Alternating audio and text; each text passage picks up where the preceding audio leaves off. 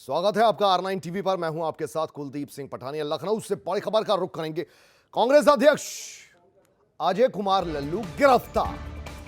अजय लल्लू समेत कई कांग्रेस कार्यकर्ता गिरफ्तार। अजय लल्लू के आवास के पास ही उनकी गिरफ्तारी की गई। विधानसभा का घेराव करने जा रहे थे अजय कुमार लल्लू। किसानों के समर्थन में था पैदल मार्च, राजभवन तक पैदल मार्च था। यह प्लान था, लेकिन यह प्लान सक्सेस नहीं हो पाया और अजय कुमार लल्लू की पहले ही गिरफ्तारी कर ली गई। कुछ तस्वीरें भी आप साथ साथ में देखते रहिए।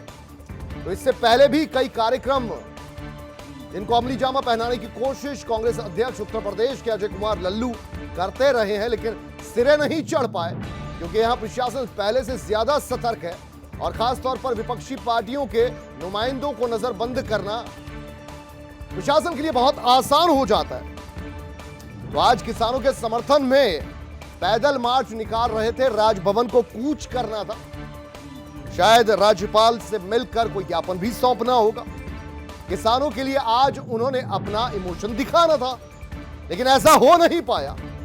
अजय कुमार लल्लू को उनके घर से बाहर निकलते ही गिरफ्तार कर लिया गया क्योंकि शायद अब भी पेंडेमिक एक्ट जो है वो लागू, महामारी एक्ट लागू है। इसका हवाला देकर प्रशासन ने अजय कुमार लल्लू को फिर से गिरफ्तार कर लिया। तो पिछले 8-6 महीनों की अगर बात करें तो अजय कुमार लल्लू ने अच्छा खासा वक्त सलाखों के पीछे ही गंवाया है। अब सवाल दोनों है कि अजय कुमार लल्लू की सियासत को हावी नहीं होने देना चाहता सत्ता पक्ष, और यह भी क्या मौके की नजाकत को देखकर सियासी दांवपेच करते हैं अजय कुमार लल्लू। मुद्दा जब पहले से संवेदनशील है, कोर्ट उस पर संज्ञान ले रहा है। ना सिर्फ संज्ञान ले रहा है, कोर्ट ने कमेटी गठित कर दी है। किसानों को कहा है कि इस कमेटी के सामने किसान नेता पेश हों, अपनी बातों को रखें। और आज एक और दौर की बातचीत भी थी सरकार के साथ किसान संगठनों की। वो अलहदा बात है कि अभी फिलहाल जिस तरीके से पहले बातचीत बेनतीजा रही है, कुछ उसी अंदाज में एक बार फिर से आज की बातचीत भी जो है वो बेनतीजगी की हांडी पर चढ़ गई। 19 को फिर से बातचीत होनी है, लेकिन उत्तर प्रदेश में अपनी सियासी जमीन को पुख्ता बनाने के लिए, यहां अपनी फसल लहलहाने के लिए कांग्रेस किसानों का समर्थन करती नजर आ रही है। अब यह कितना दिखावा है और कितना सच, ये समझने की कोशिश करेंगे। और इसी मुद्दे पर अब चर्चा की शुरुआत भी करेंगे। हमारे साथ हमारे खास मेहमान, 4 मेहमान हमारे साथ जुड़ गए।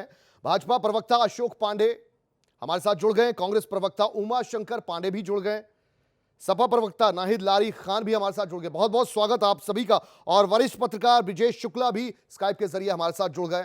सभी का बहुत बहुत स्वागत है R9 टीवी की इस खास बहस में। शुरुआत करते हैं। सबसे पहले समझना चाहूंगा कांग्रेस की प्रवक्ता उमा शंकर पांडे जी आपसे कि अब सुप्रीम कोर्ट के जहन में ये पूरा मामला है, अब तो इस पर अमली जामा पहनाना भी शुरू कर दिया है। सुप्रीम कोर्ट ने कमेटी गठित कर दी है, हालांकि कमेटी का बहिष्कार करने की बात किसान कह रहे हैं।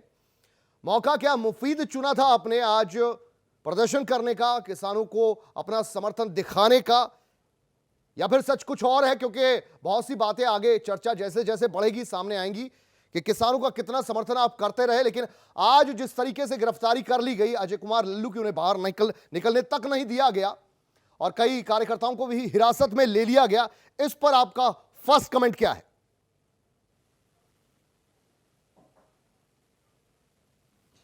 देखिए, पहली बात तो ये कि अजय कुमार लल्लू जी संघर्षों से निकले हुए नेता हैं और इसी संघर्ष के दम पर इन्होंने अपनी पहचान बनाई है और बूथ के पदाधिकारी से आज कांग्रेस पार्टी के प्रदेश अध्यक्ष हैं, 2 बार के एमएलए हैं। इसलिए वो योगी जी के दमन से डरने वाले नहीं हैं। लगातार आप देखिए कि पिछले 1 सालों में अजय लल्लू जी के ऊपर 48 मुकदमे दर्ज किए गए हैं और एक बार तो उनको लगभग 1 महीने तक योगी जी ने जेल में रखा। लेकिन अजय लल्लू जी योगी नहीं हैं कुलदीप जी, अजय लल्लू जी हैं ये भी विधानसभा में बैठते हैं, वो भी बैठते हैं, वो लोकसभा के भी रहे हैं योगी जी, और लोकसभा में अखिलेश यादव जी के सरकार में वो कैसे लोकसभा में रोए थे ये पूरे देश ने देखा था। और अजय लल्लू जी पूरी ताकत से एक नए संघर्ष के लिए निकल जाते हैं, क्योंकि अजय लल्लू जी जन मुद्दों के लिए ही बने हैं। और किसान आंदोलन आप कह रहे हैं क्या संयोग था? ये संयोग नहीं था। आदरणीय राहुल गांधी जी ने पंजाब से हरियाणा तक ट्रैक्टर यात्रा की थी, और किसान के मुद्दे पर जब भारतीय जनता पार्टी की 2014 में सरकार बनी थी, तब भी भूमि अधिग्रहण बिल पर राहुल गांधी जी ने भट्टा परसौल से पदयात्रा की थी, और मोदी जी को भूमि अधिग्रहण बिल वापस लेना पड़ा था। तो किसानों के साथ कांग्रेस पार्टी हमेशा खड़ी रही है, अब भी खड़ी है। ये जो 3 काले कानून हैं, इनको भारतीय जनता पार्टी को वापस लेना पड़ेगा, क्योंकि ये कारपोरेट के फायदे के लिए बनाया गया कानून है। ठीक है, उमा शंकर पांडे जी रुकेंगे, आपका फर्स्ट कमेंट आ गया, फर्स्ट कमेंट आ गया। धीरे धीरे चर्चा को आगे बढ़ाएंगे, जितने आपने सवाल खड़े किए हैं उन पर भी चर्चा करेंगे। ये हमारे लिए किसानों के साथ खड़े होने का मौका है। ठीक है, ठीक है, ठीक है।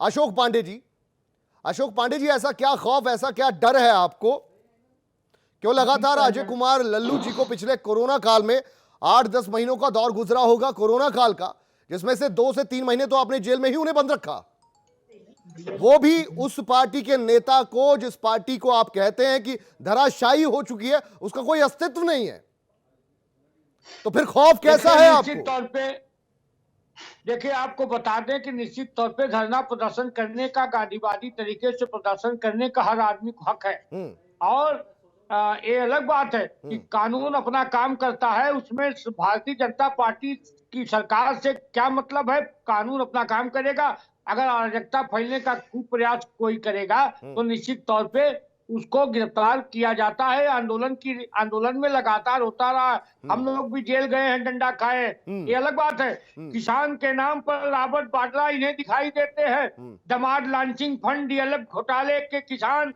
अगर किसान है राहुल, इनके यहाँ किसान के नाम पर राहुल गांधी को जनेऊ पहना दे, ब्राह्मण बना दे, हरी टोपी पहना दे, किसान बना दे। किसान अशोक पांडे जी, एक सवाल का जवाब दीजिएगा। आपके कांग्रेस दूर हो चुकी है। अशोक पांडे जी, उत्तर प्रदेश में इनकी राहुल गांधी और रॉबर्ट वाड्रा के अलावा कोई नाम ही नहीं है। ठीक है अशोक पांडे जी, पहले तो इस बात का, उमा शंकर पांडे जी, चर्चा हो रही है, देखिए पांडे वर्सेस पांडे ना करिए, पहुंच जाते हैं रॉबर्ट वाड्रा पर, अरे अपने दामाद मुख्तार अब्बास नकवी पर भी जाकर। उमा शंकर पांडे जी रुकेंगे जरा, मैं सवाल ले लूं अशोक पांडे जी से। बहस करने अशोक पांडे जी, अशोक पांडे जी, मेरे को एक सवाल का जवाब दीजिए। 6 सालों में क्या किया आपने रॉबर्ट वाड्रा का? अशोक पांडे जी, उमा शंकर जी, अरे स्नूप गेट से लेके ना, अरे उमा शंकर जी, आपके नरेंद्र दास जी फंसे हुए हैं, नरेंद्र दास की चर्चा करिए। स्नूप गेट से लेके तमाम मुद्दे अगर हम छेड़ेंगे तो अभी चेहरा बेनकाब हो जाएगा आपका। लगते हैं जब भी सियासत में राहुल जी कुछ करते हैं। अशोक पांडे जी, नहीं मेरा सवाल सुन लीजिए, इधर उधर मत जाइए, आप चले जाते हैं बॉर्डर पर चले जाते हैं, मुद्दा यूपी का होता है, आप हरियाणा की बात करते हैं। अशोक पांडे जी रुकिए जरा। कुचे की राजनीति करने वाले जब देश की सत्ता में पहुंचते हैं, राहुल जी तो पांडे जी हो गया, पांडे जी, उमा शंकर पांडे जी आप रुक जाइए, सवाल तो लेने दीजिए। आपके नरेंद्र दास बहुरूपिया का घुघरू की तरह बज रहे हैं अडानी अंबानी के पैरों में, पूरा देश देखता है उन तस्वीरों को और शर्माता रहता है, पूरा देश शर्माता है। नरेंद्र घोटाले वाले अगर किसान है, नहीं ठीक है, ये वाला मुद्दा नहीं है। अशोक पांडे जी, मेरा सवाल सुनिए, या तो आपको आवाज नहीं आ रही है, अशोक पांडे जी आपको आवाज आ रही है? किसान, अच्छा उमा शंकर पांडे जी रुकिएगा जरा प्लीज। हो गए 51वां दिन है, 51st उमा शंकर पांडे जी को तो लगता है आवाज नहीं आ रही है। प्रधानमंत्री ने एक ट्वीट तक नहीं किया। अशोक पांडे जी, और क्रूर प्रधानमंत्री देश ने नहीं देखा आज तक। ठीक है, ठीक है अशोक पांडे जी, पहले मेरे को ये सवाल का जवाब चाहिए कि लोकतंत्र में प्रदर्शन करना अनुचित है या उचित है? लोकतंत्र में प्रदर्शन गांधीवादी तरीके से करना उचित है। ठीक है, दूसरा मेरा सवाल, लेकिन दूसरा मेरा सवाल, क्या अजय कुमार लल्लू जी इतनी बड़ी शख्सियत है कि वो घर से बाहर निकलते हैं तो आपकी सियासी जमीन जो है डगमगाती है, हाँ या ना? रूह कांप जाती है। योगी से लेकर मोदी तक कांपते हैं अजय लल्लू जी से। जैसे ही वो बाहर निकलते हैं, शंकर जी आप रुक जाइए। हाँ जी पांडे जी, भड़काने का खूब प्रयास करती है। ये उत्तर प्रदेश में पीएफआई कांग्रेस आई मिलके अब राजनीति कर रही है, तो निश्चित तौर पे कानून अपना काम करेगा। ये देश में आपातकाल जब पश्चिम बंगाल में कानून अपना काम करता है कांग्रेस को तो हंसी आती है।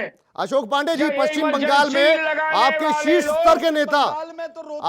स्तर के नेता हजारों लाखों की भीड़ का सड़कों पर दावा करते हुए आगे बढ़ते हैं। देखो ममता, देखो उमा शंकर पांडे जी आप रुक जाइए प्लीज, गुजारिश है आपसे। कांग्रेस के पास जनता है ही नहीं तो क्या करेगी? नहीं, कांग्रेस आपका राजनीति करेगी तो क्या होगा? आपका काफिला जब पश्चिम बंगाल में सड़कों पर लाखों हजारों का दावा करते हुए आगे निकलता है, उस दौरान कोई पुलिस एक्शन लेती है, पत्थर भी पड़ जाता है आपकी गाड़ी में, तो फिर क्यों दिक्कत महसूस होती है?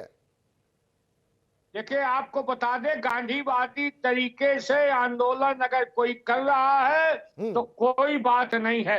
अजय कुमार लल्लू जी को मिसाइल लेकर निकले थे। अजय कुमार लल्लू जी को मिसाइल लेकर निकले थे। प्रदेश में उसका इतिहास है।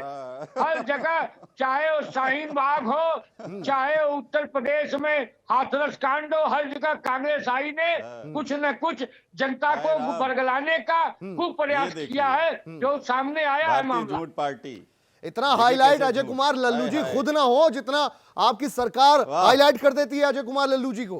हम लल्लू जगधर पर बात ही नहीं करते, कांग्रेस के लल्लू जगधर पर हम बात नहीं करते। ये तो बहस का मुद्दा है। अरे तो हम भी भोगी लोगी पे बात नहीं करते, न हम वो चरणवत दंडवत चरण शरण में पड़े हुए नरेंद्र दास की करते हैं। खेती बंजर हो गई है, वो शरण में चरण में पड़े हुए प्रधानमंत्री। अच्छा उमा शंकर पांडे जी, ठीक है उमा शंकर पांडे जी मेरे सवाल का जवाब दीजिए आप। योगी जी मोदी जी ने खत्म कर दिया। उमा शंकर पांडे जी मेरे सवाल का जवाब दीजिएगा आप। किसानों के आंदोलन को लेकर जब छठे सातवें दौर की बातचीत हो रही थी,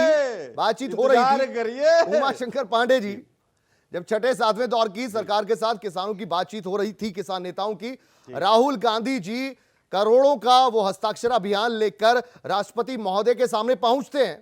फर्जी दस्तखत, रुक जाइए फर्जी दस्तखत, ठीक है, करोड़ों किसान, हाँ ठीक है मान लेते। उमा शंकर पांडे जी मेरे को ये बताइए कि वो वहां पर निकलकर स्टेटमेंट देते हैं कि आज भारत का, सवाल तो ले लीजिए उमा शंकर पांडे जी, वो बाहर निकलकर कहते हैं कि आज लोकतंत्र खत्म हो चुका है भारत में। यही कहा था उन्होंने, उमा शंकर पांडे जी यही कहा था कि लोकतंत्र खत्म हो चुका है। अशोक पांडे जी रुकिएगा जरा। हाँ बिल्कुल उन्होंने यही कहा था।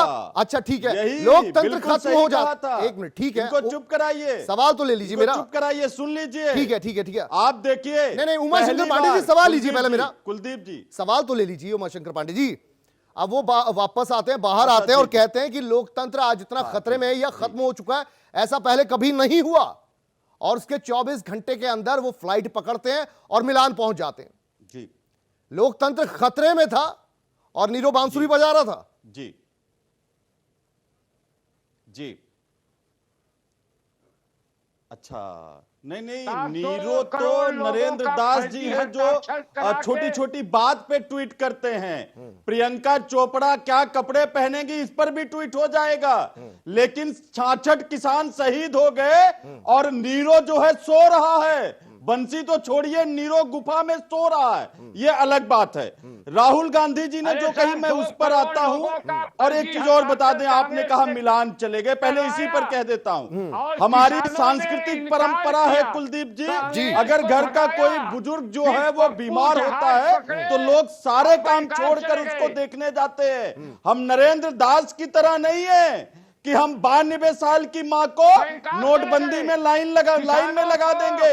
हम नरेंद्र दास की परंपरा के नहीं है कि पत्नी को छोड़ देंगे और बाद में कालम भरेंगे जब आप रुकिएगा। नाहिद खान, हम भारतीय संस्कृति के पक्षधर वाले लोग हैं। हम परिवार को सम्मान करते हैं, परिवार को भावनात्मक रूप से जोड़ के चलते हैं, हम वो लोग हैं। लोकतंत्र वाली बात पे आ जाते हैं। नहीं जी ठीक है, 6 की बातें आने दीजिए कि मान माननीय सुप्रीम कोर्ट के जजेस को सड़क पर उतरकर न्याय और संरक्षण की मांग जनता से करना पड़ा है। वो तो सुप्रीम कोर्ट का माहौल तो आप भी उड़ा रहे हैं। आरबीआई के governor Umashankar Pandey ji, supreme court का माहौल तो आप भी उड़ा रहे हैं। सुप्रीम कोर्ट ने कमेटी गठित कर दी है कि और आप ये भरमाने में लगे हुए हैं। किसान नेता भी यही कह रहे मैं हैं कि हम सुप्रीम कोर्ट की जो कमेटी गठित हुई है उससे बातचीत ही नहीं करेंगे। कुलदीप जी, हाँ कुलदीप जी, जी, कुलदीप जी, मेरी बात तो आ जाने ये दीजिए। कोर्ट कौन वगैरह बात को नहीं करेगा? मानते। 4 जो सदस्य आपने बनाया,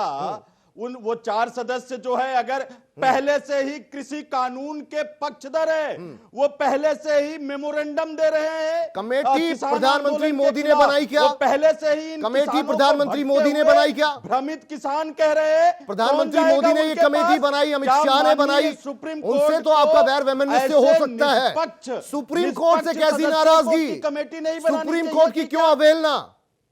सवाल यह है। नाराजगी सुप्रीम कोर्ट आप से नहीं है। सुप्रीम कोर्ट में दोबारा ना, से ना, याचिका कुलदीप जी, रखिए। कुलदीप जी, और सुप्रीम सुप्रीम कोर्ट कोर्ट ने से कमेटी किसको बनाया नाराजगी है है? किसानों से किसान तो बातचीत सुप्रीम करने के कोर्ट लिए। गए भी नहीं थे कुलदीप और जी। कांग्रेस धरना कर कुलदीप जी रही मेरी है। बात सुन लीजिए, यानी आपका सुप्रीम प्रश्न आ कोर्ट गया, की मेरा अवमानना उत्तर सुन कांग्रेस लीजिए। कर ठीक रही है। है।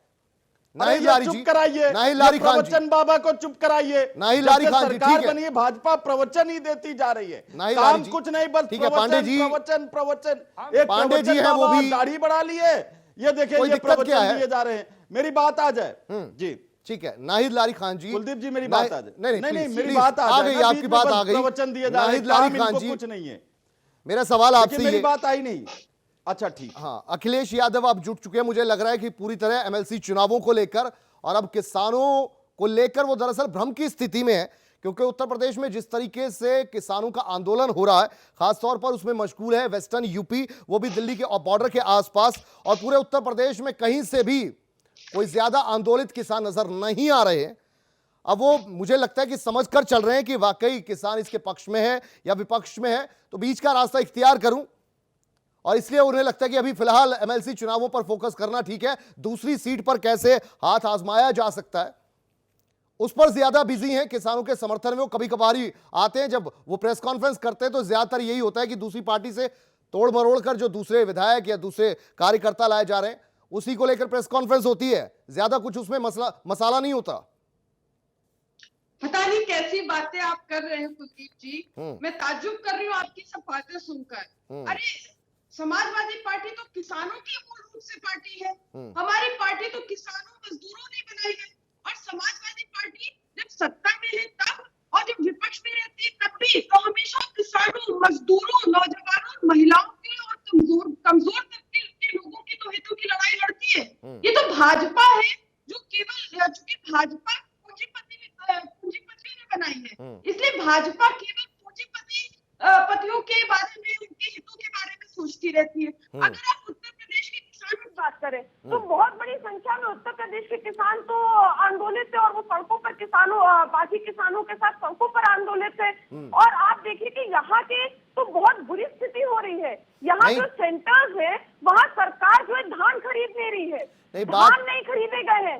कई किसानों ने अपने धान जला दी है, और अक्सर कई प्रेस कॉन्फ्रेंस जो आप बात कर रहे हैं, तो प्रेस कॉन्फ्रेंस के माध्यम से माननीय अखिलेश यादव जी ने कई वीडियोस दिखाए हैं जहां पर समाजवादी पार्टी के वरिष्ठ नेता और कार्यकर्ता नहीं जी, दरअसल ज्यादा बाहर वो इसलिए नहीं निकल पा रहे हैं। कुछ आरोप जो लगाए जा रहे हैं कि उन्हें उतनी मशक्कत की आदत नहीं है। अजय कुमार लल्लू जी तो जेल में रह लेते हैं, शायद अखिलेश यादव को जेल में रहने का कोई ऐसा एक्सपीरियंस नहीं है, और इसलिए वो नहीं चाहते कि खामाखा की। देखिए ये सब बेफजूल की बातें आप कर रहे हैं कुलदीप जी, ये कोई ऐसी बातें नहीं है। समाजवादी पार्टी तो निरंतर किसानों के लिए लड़ाई लड़ रही है। माननीय अखिलेश यादव जी निरंतर किसानों के हित की लड़ाई लड़, और जनता इस बात को जानती है। अभी आप देखिए, अगर जनता ने मन बना लिया है कि 2022 में समाजवादी पार्टी की सरकार बनेगी, इसका केवल एक उदाहरण दूंगी, आप इससे आप समझ जाइएगा। अभी 1 महीना 14 दिन पहले, लेटेस्ट बता रही हूँ, 1 महीना 14 दिन पहले 1 दिसंबर 2020 को एमएलसी चुनाव हुआ। प्रधानमंत्री के संसदीय क्षेत्र, मोदी जी के संसदीय क्षेत्र बनारस से 2 एमएलसी स्नातक और शिक्षक चुनाव हुआ। एक बार मोदी जी की हिम्मत नहीं हुई कि बीजेपी को लड़ा ले, बीजेपी का उम्मीदवार खड़ा कर ले, इंडिपेंडेंट को सपोर्ट किया, और दूसरे पे लड़े। दोनों सीट बुरी तरह से हारी। लारी खान जी, मैंने वही तो बात कही, मैंने तो बात ही वही कही कि वो एमएलसी चुनावों में इतने बिजी हैं, किसी भी प्रेस कॉन्फ्रेंस में सामने आते हैं तो कोई जोड़ तोड़ की राजनीति करके सामने आ रहे होते हैं। किसानों के लिए तो महज ट्वीट कर देते हैं, कभी कभार कोई 2-4 कार्यकर्ताओं को भेज के लखनऊ में वहां प्रदर्शन करवा देते हैं। ये सब आप माहौल बना रहे हैं। मैं गोदी मीडिया की बातों का, इस तरह की बातों का कोई जवाब नहीं है। ये तो गोदी मीडिया ये सब बातें करती है। जब आपको दिख ही नहीं रहा, हमारे तमाम नेताओं कार्यकर्ताओं पर तमाम मुकदमे सरकार ने लगा दिए, तमाम नेता कार्यकर्ताओं को इसी तो वही तो बात कर रहा हूँ कि अखिलेश यादव क्या जेल जाने से डरते हैं? अजय कुमार लल्लू की तरह वो संघर्षशील नजर क्यों नहीं आते? वो महज टेबल पर बैठकर सियासत क्यों करते हैं? ये आप बातें कर रहे हो, वो तो मुसलसल सड़क पर है। अभी चित्रकूट गए, अभी चित्रकूट गए, जौनपुर गए, तमाम जगह वो मुसलसल जा रहे हैं और उनको जनता आशीर्वाद दे रही है। अगर आपको दिखता नहीं तो इसका मैं कुछ नहीं कर सकती कुलदीप जी। वो तो मुसलसल सड़कों पर है। मुझे चश्मा लगाए पर मेरा नंबर ज्यादा नहीं है मैम। ठीक है, ट्विटर पर मोदी जी और योगी जी है, इनकी बातें करिए। इनकी मोदी जी की तो अपनी संसदीय क्षेत्र से धरती खिसक चुकी है। किस बात के नेता बने हुए मोदी जी? समाजवादी पार्टी बहुमत से जीती है और गोरखपुर में तो बीजेपी की हिम्मत नहीं हुई कि एमएलसी चुनाव में खड़ा कर ले अपना उम्मीदवार। और डिप्टी सीएम अपने क्षेत्र में डिप्टी सीएम 18-20 साल से वहाँ बीजेपी का गढ़ था, वो अपने क्षेत्र से डिप्टी सीएम हमारे एमएलसी चुनाव चले गए। ठीक है ब्रिजेश शुक्ला जी, ठीक है नाई जी, आपकी बात आ गई, थोड़ा वक्त दीजिए। ब्रिजेश शुक्ला जी वरिष्ठ पत्रकार हैं हमारे साथ। ब्रिजेश शुक्ला जी, आपसे यह समझना चाहूंगा, किसान आंदोलन चल रहा है और किसान आंदोलन पर सियासत भी चल रही है। मैं ये समझना चाहूंगा उत्तर प्रदेश के लिहाज से कि उत्तर प्रदेश में किसान कितने आंदोलित हैं और अजय कुमार लल्लू की तरह अगर संघर्षशील आपको अखिलेश यादव भी नजर आते हैं। कुल मिलाकर सारा स्वरूप किसान आंदोलन का उत्तर प्रदेश में क्या कुछ है और कितना कारगर साबित हो सकता है किसानों को इस आंदोलन में अपना समर्थन देना?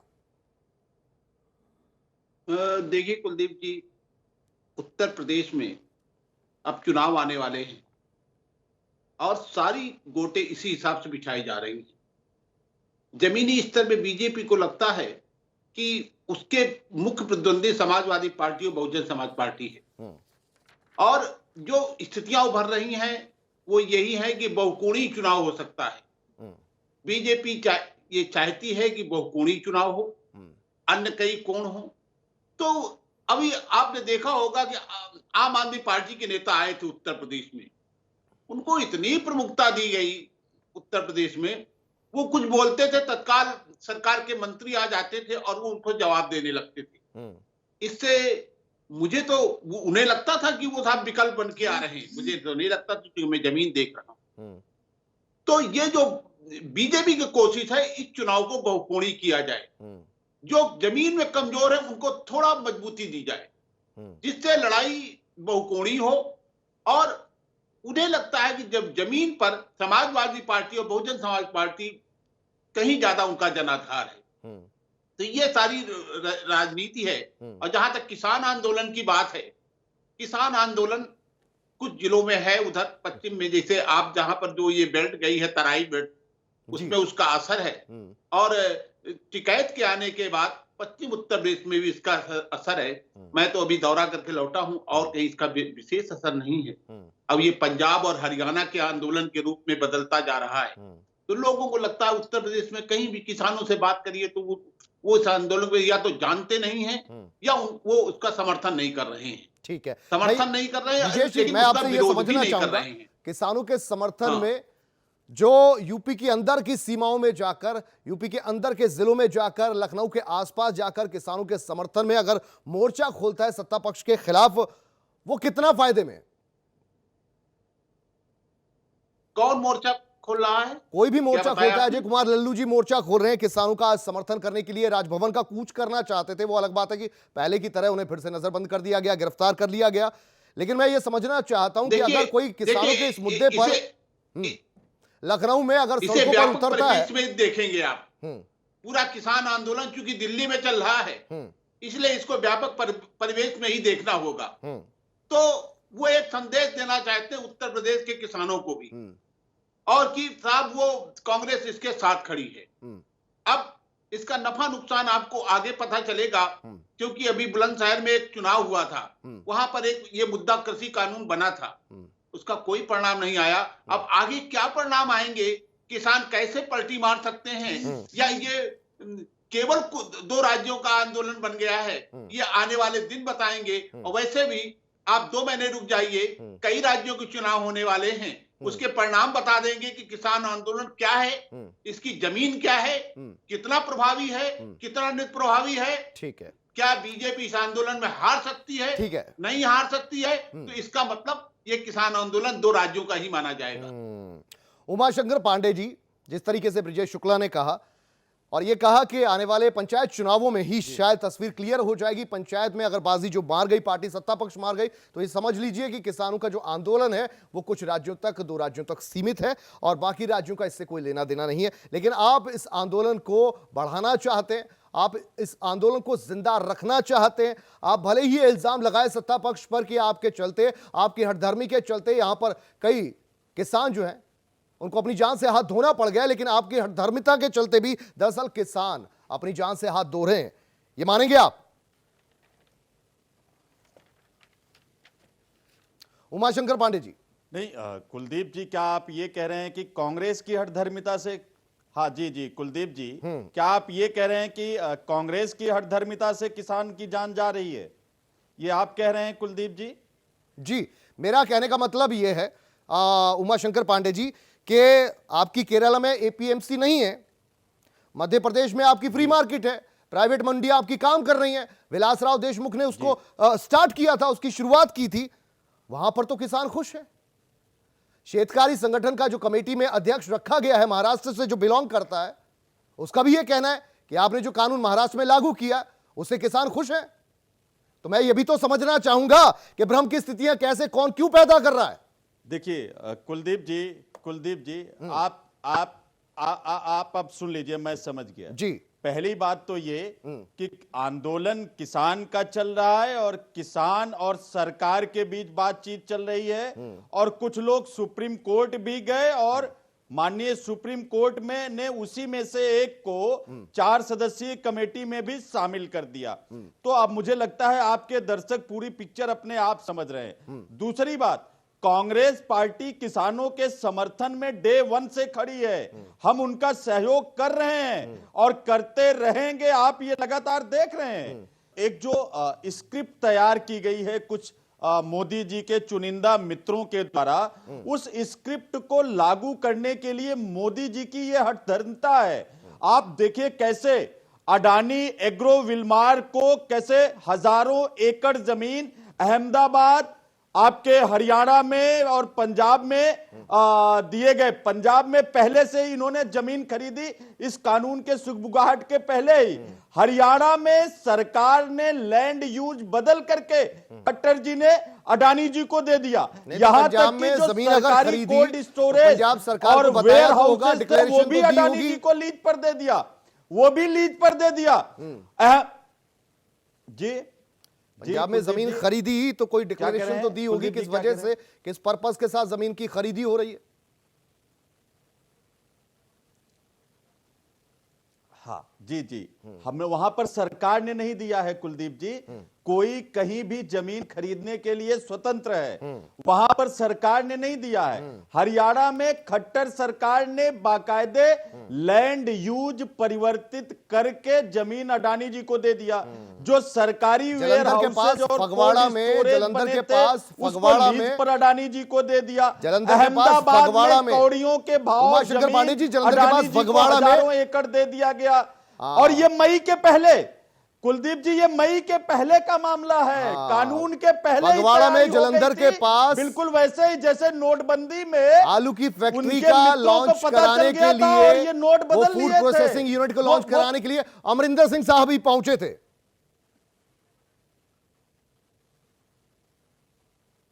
तो क्या ये दूसरा, राहुल गांधी जी संसद में खड़े होकर राहुल गांधी जी संसद में कानून के दायरे में ला देते हैं। हाँ, राहुल गांधी जी संसद में खड़े होकर ये कहते हैं कि मैं अपने, तब बात बिगड़ जाती है। राहुल, जब आप कानून के माध्यम से व्यापारियों को संरक्षण दे देते हैं, चुनिंदा व्यापारियों को, अडानी अंबानी जैसे व्यापारियों को कानून बना के आप संरक्षण दे देते हैं, तब ये सारी चीजें बेईमानी हो जाती हैं कुलदीप जी। आप देखिए, आपने कह दिया का सीमित भंडारण, आपने कह दिया कि जो एपीएमसी के अंदर खरीदारी होगी उस पर 8.5% टैक्स लगेगा और जो बाहर खरीदा जाएगा कोई टैक्स नहीं होगा, तो एपीएमसी में कौन खरीदेगा? आपने कॉन्ट्रैक्ट फार्मिंग को सरकारी कानून बना दिया कि आप कोर्ट नहीं जा सकता किसान, यानी कि आपने किसान को चारों तरफ से बांध दिया और बांध के आपने सारे गेंद जो है वो व्यापारियों के पाले में डाल दिया कि जैसे चाहे वैसे किसानों को नचाइए। और ये सिर्फ किसानों की लड़ाई नहीं है कुलदीप जी, आप कह रहे थे ना पंजाब हरियाणा, ये पूरे देश का किसान है और ये इस देश का भी दुर्भाग्य है कि मोदी जी कह रहे थे हम किसानों की आय 2 गुना कर देंगे, लेकिन स्थिति देखिए कि एमएसपी भी नहीं दे पा रहे हैं। 1868 रुपए का धान 800 और 900 रुपए में किसान बेचने को मजबूर रहा। 86% किसान इस देश का सीमांत और छोटा किसान है जो इस बात, जिसके पास मुश्किल से 2-4 क्विंटल का अनाज बचता है अपने खर्चे के बाद, तो उसके लिए वो कौन सी लड़ाई लड़ने कहां चला जाए? ठीक है, लेकिन बस मैं वही सवाल आपसे पूछना चाहता था जो बड़े खुले अंदाज में संसद में राहुल गांधी ने पूछा था कि मैं अमेठी चाहता हूं, वहां का किसान कहता है कि हमें 2 रुपए किलो आलू बेचना पड़ता है और जो उससे फूड प्रोसेसिंग की जो यूनिट्स हैं वो वहां से दूर हैं और हमें बिचौलियों के हाथ से जाकर ये पूरा सामान बेचना पड़ता है जिसमें कोई मुनाफा नहीं होता। उन्हीं का ये कहना था इन बिचौलियों को खत्म किया जाए, वो फूड प्रोसेसिंग यूनिट्स किसानों के खेतों के पास लाकर लगाई जाएं। उस पर भी आपसे जवाब चाहता था। बिल्कुल, हाँ, इसीलिए देखिए हमने कृषि क्षेत्र में एफडीआई की बात की थी और उस समय भारतीय जनता पार्टी ने विरोध किया था। हम कृषि क्षेत्र में 100% एफडीआई के माध्यम से कोल्ड स्टोरेज, वेयर हाउसेज, भंडारण क्षमता बढ़ाने के लिए हम उसका पूरा चेन लेके आ रहे थे, लेकिन भारतीय जनता पार्टी ने तब पार्लियामेंट नहीं चलने दिया था। और अब आप विरोध कर रहे हैं, जब ये राहुल गांधी ठीक है, अब आप विरोध कर रहे हैं, मान लिया आपने। अशोक पांडे जी से चौपाल सागर की स्कीम, अशोक पांडे जी ये बताइए कि मुद्दे पर आते अगर किसी आप अगर ये मानकर चल रहे हैं कि देश भर में इसका विरोध नहीं हो रहा, अशोक पांडे, ठीक है, उमाशंकर पांडे जी आपकी बात आ गई है। अशोक पांडे जी, अगर आप ये मानकर चल रहे हैं कि देश भर में इसका विरोध नहीं हो रहा, तो पंजाब का किसान कोई देश से बाहर का तो नहीं है, हरियाणा का किसान देश से बाहर का तो नहीं है, वेस्टर्न यूपी का ही सही, लेकिन किसान देश के बाहर का तो नहीं है। अब इतने दौर की बातचीत हो गई, आपके पास बहुत से मौके हैं, आप बहुत कुछ कर सकते हैं क्योंकि यह कॉन्करेंट लिस्ट का भी पार्ट है। आप किसी कानून को उसके राज्य पर भी छोड़ सकते हैं। आपने किसानों के लिए कोर्ट के दरवाजे बंद कर दिए। आपको चाहिए था कि आप पहले फास्ट ट्रैक की कोर्ट की बात करते, आप फार्मर ट्राइब्यूनल की बात करते, आप फार्मर ट्राइब्यूनल की बात करते। आपने उन्हें सीमित करने की कोशिश क्यों की? फिर आपने थोड़ा सा उसका वो दलील दी कि नहीं, किसान कहां कोर्ट कचहरियों में 20-20 साल तक भुगतता रहेगा, तारीखें एसडीएम और डीएम कोर्ट में ही सब कुछ निपट जाएगा। देखिए, आपको बता दें कि कांग्रेस पार्टी अपने घोषणा पत्र को अगर देखेगी तो वो समझौते की खेती सरकार में आएंगे तो करेंगे, उनका घोषणा पत्र है, इसे कांग्रेस पार्टी ने भुला दिया। दूसरी बात, पंजाब में मल्टीनेशनल को लाके आलू बोआ दिया और फिर देश में आग लगाने निकल गए अमरिंदर सिंह भाई। उसके बाद इनसे जरा पूछिए, हमने कानून को सही कहा, हमने कहा कि अगर कोई आपस में असामंजस्य नहीं बैठेगा तो डीएम और एसडीएम रैंक के अधिकारी बैठ के मामले को तत्काल हल करा देंगे। कोर्ट कचहरी में सालों का लगता है, हमने उस रास्ते को ये मशवरा आपने खुद अपने जहन में रखकर लागू कर दिया या किसानों से पूछा भी आपने? अशोक पांडे जी, ये जो मशवरा था कि किसान कहां भुगतते रहेंगे तारीख है, ये अपने जहन में सोचा आपने और लागू करा दिया। आपने किसानों से कोई सलाह किया? बिल्कुल, इसीलिए हम बात जो है वो उद्योगपतियों की शरण में रहेगा, आपके शरण में रहेगा।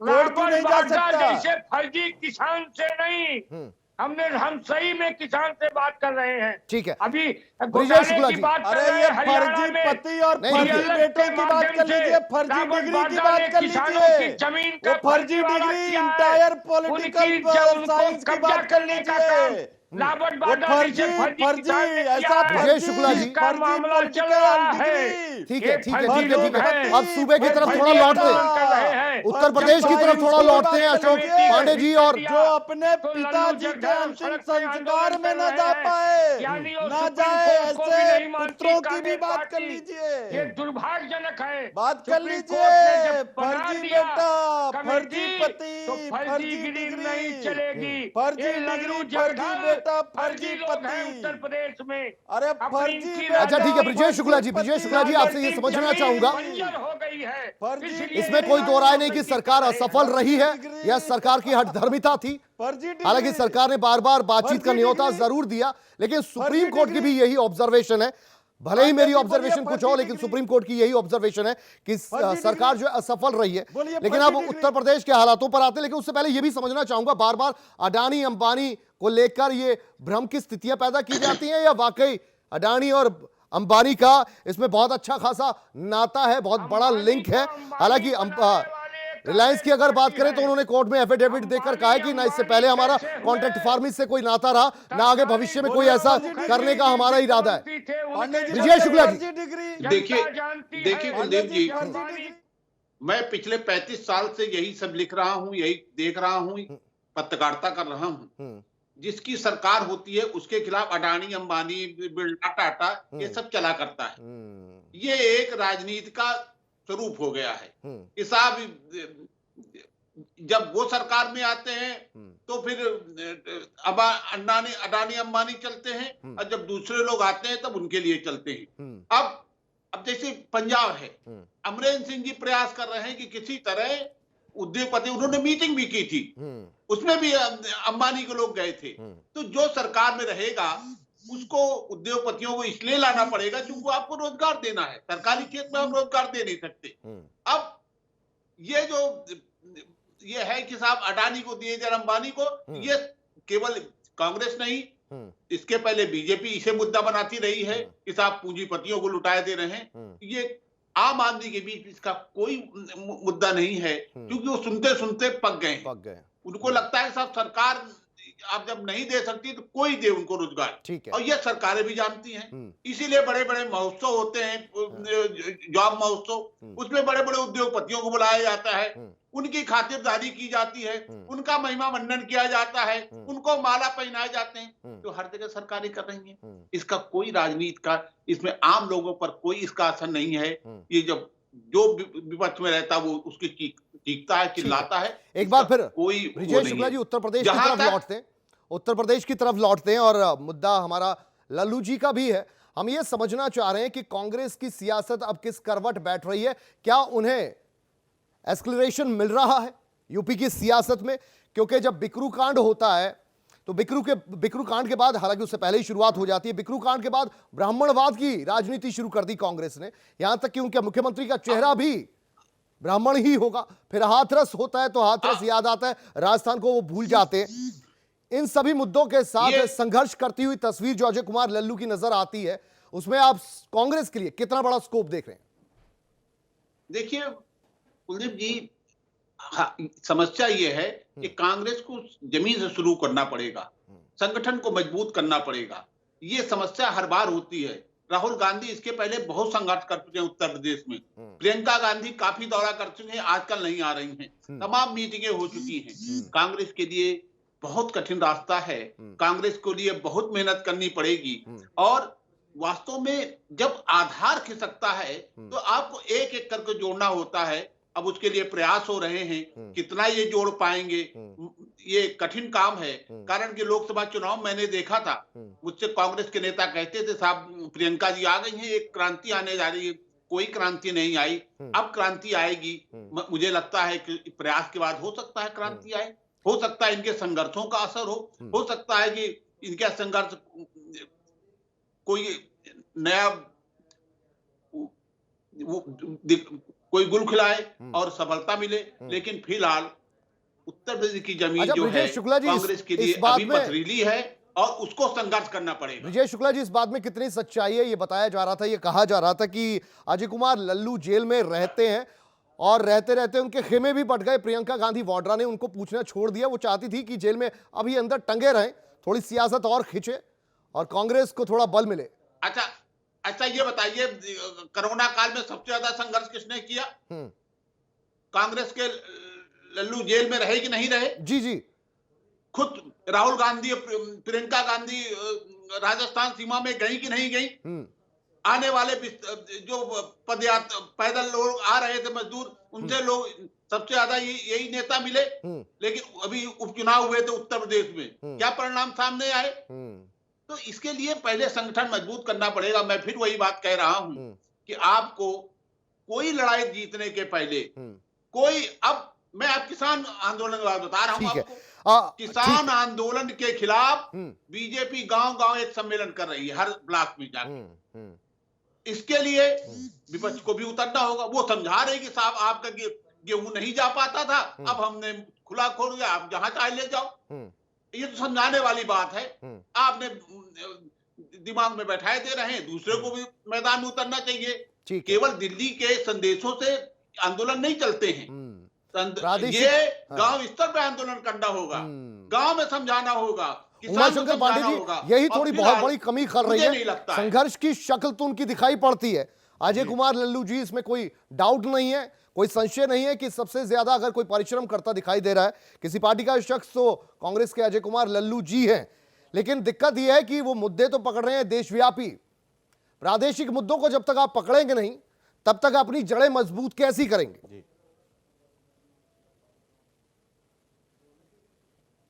कुलदीप जी, मुझे 1 मिनट जरूर दीजिए।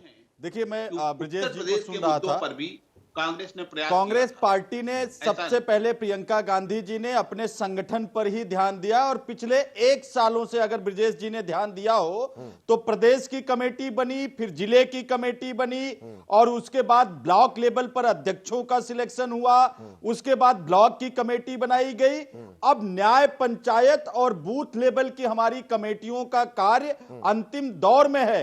आदरणीय अजय लल्लू जी लगातार, और साथ ही साथ जो हमारे राष्ट्रीय सचिव प्रभारी उत्तर प्रदेश है, वो लोग लगातार न्याय पंचायत और ग्राम पंचायत स्तर पर जाकर संगठन सृजन अभियान के माध्यम से संगठन बनाने का काम लगभग अंतिम दौर में है। बूथ लेवल का लगातार आप लोग भी देख रहे होंगे कि अजय लल्लू जी और ये सारे लोग जो है वो न्याय पंचायत और ग्राम पंचायत लेवल पे चौपाल और संगठन को मजबूत कर रहे हैं, जो मुझे लगता है जल्दी ही कंप्लीट हो जाएगा। प्रियंका गांधी जी लगातार वीडियो कॉन्फ्रेंसिंग के माध्यम से इन पदाधिकारियों के साथ संपर्क संवाद बनाए हुए हैं लगातार, और आने वाले दिनों में चौपाल के माध्यम से प्रियंका गांधी जी वीडियो कॉन्फ्रेंसिंग से सबसे जुड़ेंगी। लेकिन जो दूसरी सबसे महत्वपूर्ण बात है कुलदीप जी, वो मैं कहना चाहता हूं कि प्रियंका गांधी जी कभी उत्तर प्रदेश की धरती से दूर नहीं हुई। हाथरस के मामले में देखिए राहुल जी, प्रियंका जी संघर्ष करते हुए आपने देखा। उम्भा के मामले में सोनभद्र में जब कांड हुआ, प्रियंका जी वहां पर पहुंची, उनको योगी जी ने नजरबंद किया। शाहजहांपुर के मामले में प्रियंका गांधी जी ने लखनऊ में पदयात्रा किया। आपने उन्नाव के मामले में देखा, प्रियंका गांधी जी वहां पर पहुंच गई। जब अपने देश का सैनिक पुलवामा में शहीद हुआ, तब भी राहुल गांधी जी और प्रियंका गांधी जी हाथरस पहुंच गई। तो जहां कहीं जनता के मुद्दे यही तो दिक्कत है। मैं आपसे ये समझना चाह रहा हूं, यही तो समझना चाह रहा हूं, देश का सैनिक महज वहां पर प्रियंका उमाशंकर पांडे जी देश का दिखाई देते हैं और डबल स्टैंडर्ड भी नजर आता है उमाशंकर पांडे जी। इसलिए कानून व्यवस्था के कंसोलिडेटेड राजनीति कीजिए। मुद्दे पर देखिए, महिला अत्याचार पुलवामा का कोई शहीद महज उत्तर प्रदेश से नहीं होता, लगातार वो राजस्थान से भी होता है। बलात्कार कोई उत्तर प्रदेश में नहीं होता, बलात्कार राजस्थान में भी होता है। कितने शहीदों के यहां वो राजस्थान में गई हैं। बिल्कुल होता है, बिल्कुल होता है, बिल्कुल होता है, बिल्कुल होता है। देखिए, शहादत तो देश के हर हिस्से से होती है। आप समझिए कुलदीप जी, क्या है कि राजस्थान में हमारी सरकार है, राजस्थान में हमारी सरकार है कुलदीप जी, भारतीय जनता पार्टी वहां मुख्य विपक्ष में है। आप कह रहे थे, मैं सुन रहा था, अगर वहां पर किसी पर कहीं कोई बलात्कार हुआ है और कांग्रेस की सरकार न्याय नहीं कर पा रही है, तो मुख्य विपक्ष के नाते भारतीय जनता पार्टी को राजस्थान में सड़क पर उतरकर प्रदर्शन करना चाहिए, जैसे राहुल जी और प्रियंका जी हाथरस पहुंचे हैं। अजय कुमार लल्लू जी में बातचीत हुई, उमाशंकर पांडे जी आप ये बताइए, अजय कुमार लल्लू जी की जो काबिलियत है या उनकी हैसियत को आप क्या देखते हैं, किसको रिप्लेस कर सकते हैं अजय कुमार लल्लू जी? उमाशंकर पांडे जी, मेरा सवाल, राजस्थान का स्पेसिफिक सवाल कार्रवाई कर रही है। उमाशंकर पांडे जी, स्पेसिफिक सवाल, आज अजय कुमार लल्लू जी पर ही कॉन्सेंट्रेटेड है डिबेट, तो फिर यह समझा जाए कि अजय कुमार लल्लू की हैसियत क्या है कि वो किसको रिप्लेस कर सकते हैं? वो क्या बहन मायावती को रिप्लेस कर सकते हैं, अखिलेश यादव को रिप्लेस कर सकते हैं, या फिर सीधे योगी आदित्यनाथ को रिप्लेस कर सकते हैं? अगर इसे एक ऑर्डर में आप बता दें तो बहुत अच्छा रहेगा। अभी मैं उपचुनाव के नतीजों से ही बात करूंगा जो ब्रजेश जी कह रहे थे। देखिए, पिछले साल 11 सीटों पर उपचुनाव हुआ था कुलदीप जी, कांग्रेस पार्टी का मत प्रतिशत जस्ट डबल हो गया था और भारतीय जनता पार्टी का मत प्रतिशत घट के आधा हो गया था। और हमारा इमरान मसूद के भाई नोमान मसूद जी को किस तरीके से 28वें राउंड के बाद नहीं जी बहुत हंस रही है, पता नहीं मेरे सवाल पे हंस रही है या आप क्या जवाब देंगे उस पे हंस रही है। नहीं जी जो अब सुन लीजिए, जो 6 सीटों पर उपचुनाव हुए हैं कुलदीप जी, मैं लास्ट बात कर लूं, 6 सीटों पर उपचुनाव हुए हैं, कांग्रेस पार्टी दो सीटों पर दूसरे नंबर पर रही है और 3 सीटों पर समाजवादी पार्टी से ज्यादा मत प्रतिशत कांग्रेस पार्टी को मिले हैं। जी नहीं जी, आप बताइए। तो अप्रासंगिक हो गई नहीं जी, अब आपके लिए सवाल ये, चर्चा करना ही बेकार है जी। नहीं जी, आपके लिए सवाल। देखिए कुलदीप जी, समाजवादी पार्टी तो संघर्ष की पार्टी है और ये 1-1.5 साल से संघर्ष नहीं कर रही। जब से समाजवादी बनी है, ये लोहिया जी के टाइम से, लोहिया जी, चंद्रशेखर जी, आदरणीय जॉर्ज फर्नांडिस जी, आदरणीय मुलायम सिंह यादव जी, तमाम लंबे समय से हम लोग संघर्ष कर रहे हैं, तब हमारी तुलना इन लोग से नहीं की जा सकती है। अच्छा, एक बात। दूसरी बात, आज का जो लेटेस्ट मुद्दा था, अभी तक आपने उस पर कोई चर्चा ही नहीं की। आज 9वें राउंड की बैठक हो गई और उसकी भी सरकार की जो बैठक हुई बेनतीजा रही, मोदी जी के 3, वो भी बेनतीजा रही। मोदी जी के 3 वीरवार 9 राउंड की बैठक कर चुके, लगभग 19 तारीख की फिर प्रस्तावित है। लगभग 55 से 60 घंटे ये लोग बैठक कर चुके हैं। रिजल्ट क्या हुआ? 0।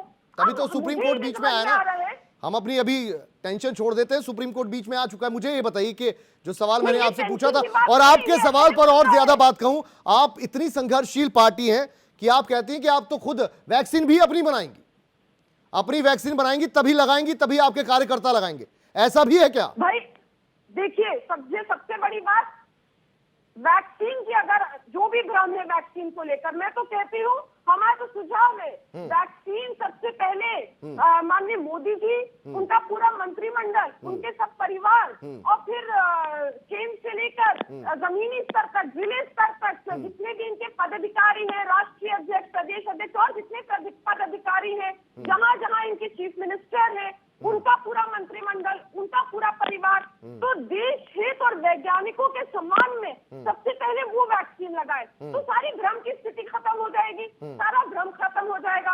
आज आप किसानों के मुद्दे पे डिबेट रखी है और आप ले गए इतने छोटे लेवल तक की डिबेट, ये बड़ी ताज्जुब की बात है। अब आप देखिए, देखिए आपसे जो सवाल जुड़ा होगा, देखिए सुनिए, अब मेरी बात सुनिए, आपने ये भी सवाल खड़ा किया किसानों के मुद्दे पर नहीं, अजय कुमार लल्लू जी के मुद्दे पर आज हमारी बहस थी कि उनकी गिरफ्तारी हुई आज, और लोकतांत्रिक ढांचे में प्रदर्शन करना और अगर कोई संघर्षशील नजर आ रहा है उसकी बात को दबाना अपने आप में गलत है।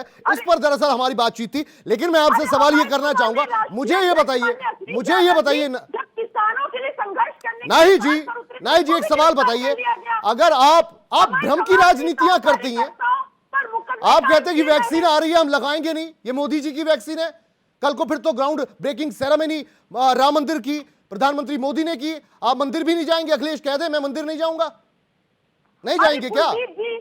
कुलदीप जी, मैंने तो कहा कि सबसे पहले वैक्सीन, सारा भ्रम ही खत्म हो जाए, वैक्सीन सबसे पहले मोदी जी स्वयं लगा ले, पूरा मंत्रिमंडल, उनका परिवार, वैज्ञानिकों के सम्मान में इतना नहीं कर सकती है बिल्कुल, तो फिर सवाल वो ये भी खड़े कर सकते हैं। अशोक जी हमारे साथ है, खत्म हो जाएगा, ठीक है, अशोक पांडे जी हमारे साथ है। वैसे मैं तो ये कहूंगा कि हर कोई जो राजनेता होता है किसी भी पार्टी से हो, वो जनता का प्रतिनिधि है, वो आगे आके आए ना। क्यों नहीं मोदी जी आए पहले, अमित शाह आए पहले, और क्यों नहीं राहुल गांधी पहले आ जाए, अखिलेश यादव पहले आ जाए। वो कहे जनता को डरने की जरूरत नहीं, पहले मैं लगवाता हूं। सत्ता में है उनका दायित्व बनता है, जो सरकार में है। ठीक है अशोक पांडे जी, क्या दिक्कत क्या है, क्या डर क्या है, क्या खौफ क्या है? उधर एमपी में जाते हैं तो वो चौहान साहब कहते हैं कि पहले मैं नहीं लगाऊंगा। सलाम है आपकी डिबेट को आज वाकई में। जी अशोक पांडे जी, भारतीय जनता पार्टी की सरकार किसानों का लाखों किसान अनिल विज ने नहीं लारी जी, मैं हाथ जोड़कर आपसे कह रहा हूं कि किसानों के मुद्दे पर आज हमने डिबेट नहीं की, हमने अजय कुमार लल्लू जी के मुद्दे पर डिबेट की है। तभी मैं समझना चाह रहा था उमाशंकर पांडे जी से कि अगर वो अभी रिप्लेस करते हैं तो एक ऑर्डर में सबसे पहले किसे रिप्लेस करेंगे? मायावती जी को करेंगे, अखिलेश यादव जी को करेंगे, या योगी आदित्यनाथ को करेंगे? आप देखिए, जब डिबेट शुरू हुई किसानों के मुद्दे पर नहीं थी, आज मैंने पहले ही कह दिया था अजय कुमार लल्लू जी के मुद्दे पर थी वो डिबेट। हाँ, उन्होंने बढ़िया तरीके से उठाया किसानों का मुद्दा, उन्हें बाहर ही नहीं निकलने दिया, वो अलग बात है। अरे भाई देखिए प्रियंका गांधी जी रसम भराई कांग्रेस का रसम भराई का पूर्व घोषित कार्यक्रम था। दीजिए कुलदीप जी, कि अजय लल्लू जी किसको रिप्लेस कर रहे हैं? जी जी, क्रक्स तो यही है आज। अजय कुमार लल्लू जी पर अगर बहस है तो समझे भी तो सही कितने संघर्षशील हैं और कहां तक पहुंचने वाले हैं। जमीन नहीं है कुछ, आप इतनी डिबेट इतनी बहस कर रहे हैं। अरे साहब प्रियंका गांधी जी नहीं, वो वहीं जा रहे हैं योगी जी। मैडम जी, उन्हीं के साथ, उनकी आप कह रहे हैं जमीन नहीं है, और उन्हीं के साथ राहुल गांधी जी के साथ आप मिलकर आप सेंटर में सरकार बनाने की सोच नहीं रहे थे। पश्चाताप करेंगे। अशोक पांडे जी भी वहीं बैठेंगे, वहीं बैठेंगे। अशोक पांडे जी भी धूनी रमाएंगे वहीं पर मठ में। अजय लल्लू जी आप जनता की सेवा करेंगे लखनऊ में। योगी जी का विकल्प बनने लगी, अब वो राहुल गांधी का विकल्प। तैयारी करिए झोला उठा के जाने का, 32 साल पहले झोला उठा के जाने की तैयारी करिए। समय आ गया पांडे जी। मंत्र आते हैं कुछ भी नहीं आप लोगों को, या फर्जी हिंदू हैं, फर्जी बिजली की तरह हिंदुत्व भी फर्जी है। तैयारी करिए। अच्छा ठीक है चलिए, वक्त से ज्यादा नहीं है। ब्रिजेश शुक्ला जी, ठीक है मंत्र ठीक है। आता है ब्रिजेश कि शुक्ला जी, नाई जी आप बहुत नाराज हुई। उन्होंने कहा कि डिबेट का स्तर कहां से कहां पहुंचा दिया, लेकिन शायद मेरी शुरुआती दौर की जो बातचीत थी उससे समझी नहीं कि आज की डिबेट, हालांकि जहां तक मैं समझूंगा लल्लू जी पर भी फोकस नहीं रही, लेकिन वरिष्ठ पत्रकार आप हैं, आपके नजरिए से मैं समझना चाहूंगा। आपने कहा कि संघर्षशील नजर आ रही है कांग्रेस अब थोड़ी कुछ मुद्दों को लेकर, और खास तौर पर अजय कुमार लल्लू जी अगर वो रिप्लेस करते हैं तो अदरवाइज पहले किसे रिप्लेस करेंगे?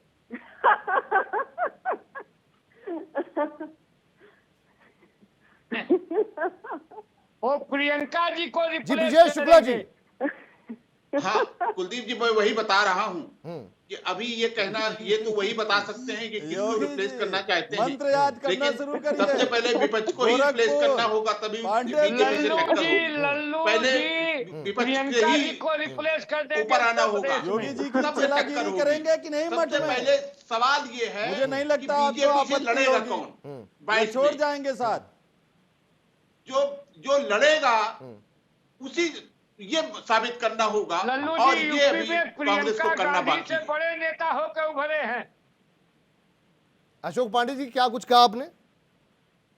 मेरा ये मानना है कि प्रियंका जी आई थी मोदी जी का विकल्प बनने, मोदी को किनारे फिर योगी जी का बनने लगी, अब वो राहुल गांधी का विकल्प राजनाथ सिंह का बयान और उनसे बड़े नेता लल्लू जी की आगे लल्लू जी प्रियंका को ही रिप्लेस कर देंगे। जेपी नड्डा आपस में घुमड़म लड़ रहे हैं।